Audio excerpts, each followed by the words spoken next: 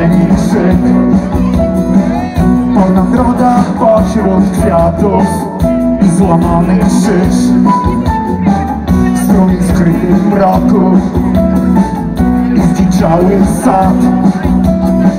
Stara cerkiew po drzewie, pęknięty dzwon,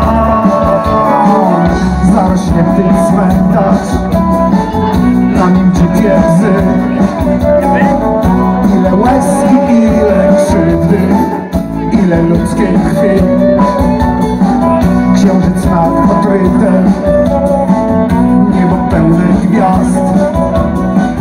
Tańczą szare popielnice, sam sypia nas. To właśnie są, to właśnie moje Bieszczady. To właśnie są, to właśnie moje Bieszczady.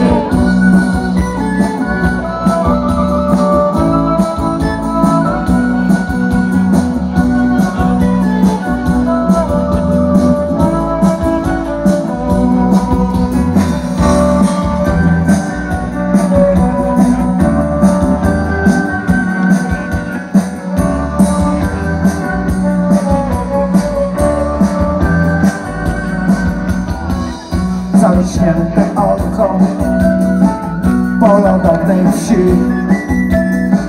Kto je orał, kto je zasiał, nie pamięta nikt.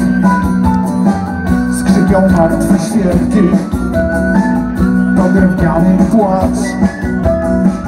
Świat się tańczy w sokolikach, dalej tylko las. Druty na granicy dzielą nacje dwie. Dzieli ściana nienawiści i przeraża mnie. Sam jest taki płytki, gdzie peniowej brzeg. Dzieli ludzi, dzieli myśli, straszny jego gniew.